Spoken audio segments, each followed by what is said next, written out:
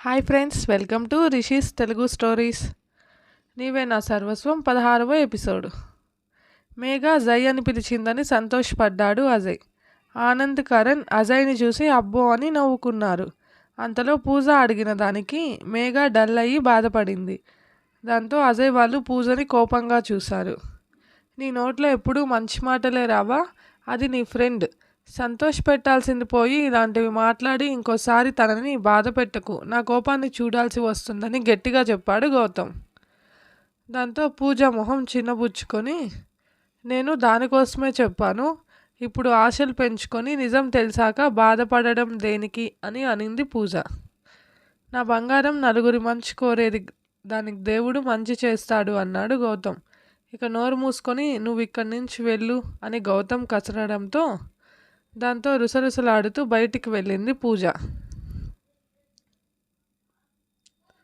దాని మాటలు పట్టించుకోకురా అన్నాడు గౌతమ్ మేఘాని చూసి. అది చెప్పింది కూడా నిజమేగా అన్నయ్య. నేను ప్రేమించానని తను నన్ను ప్రేమించాలని రూల్ లేదు కదా, అలా ఆలోచిస్తే నాది స్వార్థం అవుతుంది కదా అనింది మేఘా బాధగా. మేఘా బాధపడడం చూసిన అజయ్కు, గౌతమ్కు పూజ మీద కోపం ఎక్కువ అయ్యింది. అజయ్కు మేఘా దగ్గరికి వెళ్ళాలని ఉన్నా వెళ్ళలేకపోయాడు. ఆ సమయంలో నీది స్వార్థం లేని ప్రేమ బంగారం, అసలు అతను ఎలా ఉంటాడో తెలీదు, ఎలాంటి వాడో తెలీదు. కళ్ళలో కనిపించిన అతని కళ్ళల్లో ప్రేమ చూసి నువ్వు ప్రేమిస్తున్నావురా. అందులో స్వార్థం ఏముంది, ఖచ్చితంగా నీ ప్రేమ గెలుస్తుందిరా అని మేఘా నుదుటిన ముద్దు పెట్టి ఇంకేం ఆలోచించక సరేనా అన్నాడు గౌతమ్. సరే అని స్మైల్ ఇచ్చి పిల్లల దగ్గరకు వెళ్ళింది మేఘా. గౌతమ్ అజయ్ వాళ్ళతో కలిసి వాళ్ళ రూమ్ దగ్గరకు వెళ్ళాడు. నలుగురు బెడ్పై మౌనంగా కూర్చొని ఆలోచిస్తుంటే, అయితే ఎప్పుడు ప్రపోజ్ చేస్తున్నావురా అన్నాడు కరణ్. ప్రపోజ్ చేయడం ఎందుకురా అన్నాడు అజయ్. అంటే నువ్వు ప్రేమిస్తున్నావని చెప్పవా అన్నాడు కరణ్. చెప్పడం దేనికి, తనకు ఆల్రెడీ కనిపిస్తుంటే అన్నాడు అజయ్. అయినా అజయ్ నువ్వు ఫోన్లో మాట్లాడి లవ్ అంటావు, తను కళలో చూసి లవ్ అంటుంది, అసలు ఏంటిరా ఇదంతా అన్నాడు గౌతమ్. నీకేంట్రా బాబు, చిన్నప్పటి నుంచి లవ్ అన్నావు, కానీ మాకు ఇలా ఏం చేద్దాం, అదే ఏమో ప్రేమ అంటే. ఏదేమైనా ఇక దూరంగా ఉండడం నా వల్ల కాదురా, అర్జెంటుగా పెళ్లి చేసుకునేయాలి అన్నాడు అజయ్. రే మధ్యలో నా గురించి ఎందుకురా అన్నాడు గౌతమ్ అజయ్ని చూసి. ముందు నీ చెల్లికి తెలుసా నీ గురించి అన్నాడు అజయ్ గౌతమ్ని చూసి. కానీ ఇంకా అడగలేదు, ఈసారి చెప్పేస్తాను తనకి అన్నాడు గౌతమ్. సరే కానీ ఇంతకీ ముహూర్తం ఎప్పుడు పెట్టిస్తావు అన్నాడు అజయ్. దేనికిరా అన్నాడు గౌతమ్ అర్థం కాక. దానికి అజయ్ సిగ్గుపడుతూ ఫస్ట్ నైట్కి బావా అన్నాడు. రే నేనెంత నీ ఫ్రెండ్ అయినా దానికి అన్నాను రా, నాతో ఇలాంటివి మాట్లాడతావా అని అజయ్ పైపడి కొట్టాడు గౌతమ్. అజయ్ నవ్వుతూ నా వల్ల కాదురా దానికి దూరంగా ఉండడం, ఇన్నాళ్ళు దానిని దూరం నుంచే ప్రేమించా, ఇక దూరం లేదు అన్నాడు అజయ్. రే దాని చదువు కంప్లీట్ అయ్యాక మీ పెళ్ళి కదా అన్నాడు గౌతమ్. రే బావా నువ్వు ఇలాగే అంటూ ఉండు, ఏదో ఒక రోజు గుడిలో తీసుకుపోయి పెళ్లి చేసుకొని వస్తా అన్నాడు అజయ్ నవ్వుతూ. అది చూద్దాంలే అని, సరే నేను వెళితే అక్కడ మేఘా వాళ్ళు వెయిటింగ్ అని చెప్పి వెళ్ళిపోయాడు గౌతమ్. సరే అని అజయ్ వాళ్ళు కూడా తమ ఆఫీస్ దగ్గరికి వెళ్ళిపోయారు. గౌతమ్ కార్ తీసుకొని ఆశ్రమం ముందు ఆపాడు. మేఘా శాంతికి అన్ని జాగ్రత్తలు చెప్పి పిల్లలని జాగ్రత్తగా చూసుకోమని బాయ్ చెప్పి పూజని తీసుకొని వెళ్ళింది. పూజ కార్లో డల్గా ఉండడం చూసి సారీ పూజ అనింది మేఘా. సారీ దేనికి మేఘా, నీ మీద నాకే కోపం లేదు, కానీ నీ పక్కన ఉన్న వాళ్ళ మీద పీకల దాకా ఉంది అనింది పూజ. దాంతో గౌతమ్ నవ్వుతూ ముందే తీసి పెట్టుకున్న చాక్లెట్ బాక్స్ పూజకి ఇచ్చాడు. అది తీసుకున్న పూజ నవ్వుతూ, గౌతమ్ నీ మీద కూడా ఏం కోపం లేదు, అంతా ఊరికే అని చాక్లెట్స్ తినడంలో మునిగిపోయింది. గౌతమ్ పక్కనే ఉన్న ఇంకో పెద్ద చాక్లెట్ బాక్స్ తీసి మేఘా చేతిలో పెట్టాడు. ఇదేంటి కొత్తగా అనింది మేఘా. ముందు దాని మీద ఉండేది చదువు అన్నాడు మేఘా తలపై కొట్టి గౌతమ్. పూజ ఆ బాక్స్ని చూసి దానికేంటి కొత్తగా పెద్దది తెచ్చావు అనింది మొహం చిట్లిస్తూ. గిఫ్ట్ రిబ్బన్పై యువర్స్ జయ అని ఉండడం చూసి జయ అంటే ఎవరన్నయ్య అని అడిగింది మేఘ. జయ మీన్స్ జయ అని అర్థం రా అన్నాడు గౌతమ్. దాంతో మేఘ కళ్ళు పెద్దవి చేసి జయ్ గారు పంపించారా అని అడిగింది సంతోషంగా. అవును అని గౌతమ్ తలూపడంతో ఎందుకు ఇచ్చాడు మేఘాకి, నువ్వు తెలుసా, నీకు ఎలా ఇచ్చి పంపించారు అని అడిగింది పూజ. మేఘాకి కూడా సేమ్ డౌట్ రావడంతో గౌతమ్ని చూసింది. గౌతమ్ ఇవన్నీ ముందే ఊహించడంతో కూల్గా చూస్తూ ఈ ఆశ్రమం నీ ఐడియా అని నాన్న చెప్పారు కదా, అందుకని ఇది నీకోసం తీసుకున్నారంట. ఇంతకుముందు నేను బయటకు వెళితే అప్పుడు కనిపించి తనకు అర్జెంట్ మీట్ ఉందని ఇది నీకు తన తరపున ఇవ్వమని చెప్పాడు అని ముందుగానే అజయ్ చెప్పిన డైలాగ్ చెప్పాడు గౌతమ్. హో అవునా అని ఇద్దరు సైలెంట్ అయ్యారు. పూజ తన ఇంటి దగ్గర కారు దిగితే మేఘ మాత్రం ఆ చాక్లెట్ బాక్స్ని ఇష్టంగా చూసుకుంది. ఇంటి దగ్గర కారు ఆగింది కూడా తెలియకుండా ఉన్న మేఘాని చూసి సైలెంట్గా ఫోటో తీసి మేఘాని భుజంపై తట్టాడు గౌతమ్. దాంతో మేఘ స్పృహలోకి వచ్చి కారు దిగి నేరుగా తన రూమ్లోకి వెళ్ళిపోయింది.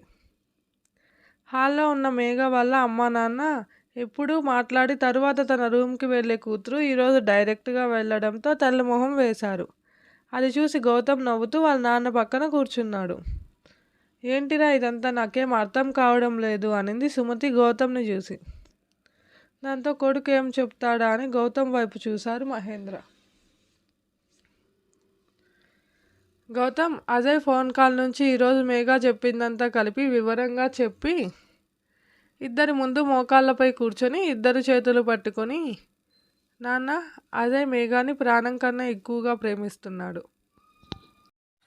అజయ్ చాలా మంచివాడు నాన్న, అన్నింటిలో నెంబర్ 1, చదువులో, బిజినెస్లో, ఫ్యామిలీని చూసుకోవడంలో, ఇప్పుడు మన మేఘాన్ని ప్రేమించడంలో కూడా. వాడికన్నా ప్రేమించే వాడిని మన బంగారానికి తీసుకురాలేం నాన్న, నన్ను నమ్మండి, మేఘాకి మంచి ఫ్యూచర్ మా వాడు అన్నాడు గౌతమ్. నీ చెల్లికి అన్నీ బెస్ట్గా అందించావు గౌతమ్, నాకు తెలిసి అజయ్ మంచోడే, నువ్వు చెప్పిన మాటలలోనే తెలుస్తుంది కదా అజయ్ ప్రేమ అన్నాడు మహేంద్ర. దాంతో గౌతమ్ చిన్నగా నవ్వితే, మన మేఘాని అంతలా ప్రేమిస్తున్నాడంటే మన మేఘ చాలా అదృష్టవంతురాలు గౌతమ్. ప్రేమించే భర్త దొరికితే ఆడది గుడిసెలో కూడా సంతోషంగా ఉంటుంది. అయినా నీలాంటి అన్న ఉండగా మేఘాకి ఇంకేం లోటు చెప్పు. తనకి ఇష్టమైతే నాకు ఓకే అనింది సుమతి సంతోషంగా. దాంతో గౌతమ్ సంతోషంగా వాళ్ళ నాన్నని చూశాడు. ఆయన కూడా నవ్వుతూ అజయ్ అయితే నాకు డబుల్ ఓకే అన్నాడు మహేంద్ర.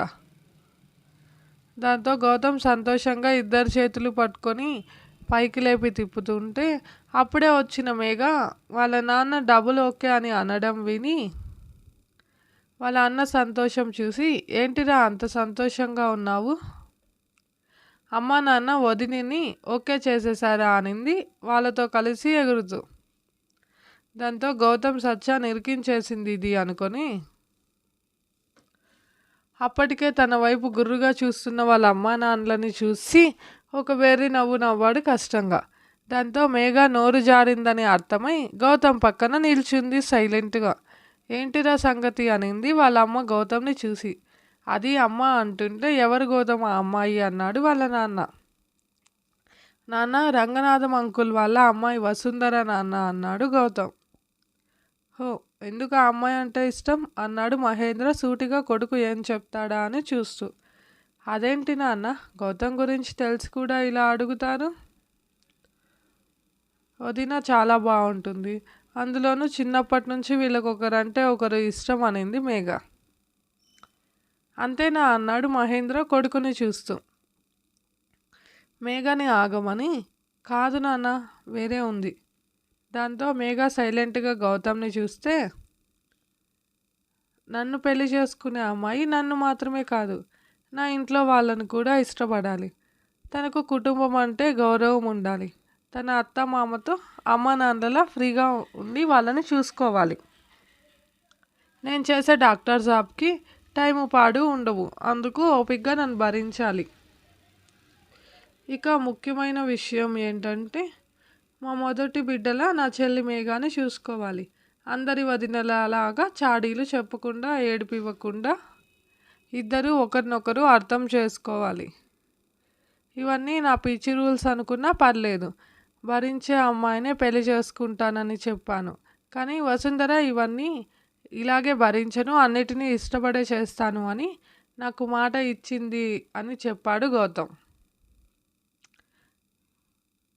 కొడుకు ఇంతలా ఎదిగాడనుకొని మాకు ఇష్టమేనన్న వసుంధర అని గౌతమ్ భుజం తట్టి బయటకు వెళ్ళిపోయారు మహేంద్ర.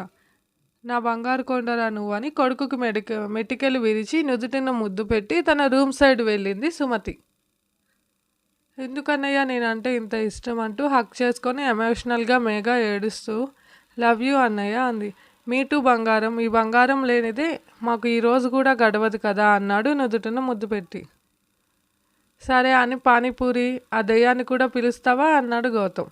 నో, మనిద్దరం మాత్రమే బైక్లో లాంగ్ డ్రైవ్కి వెళ్ళి షాపింగ్ చేద్దామనింది మేఘ.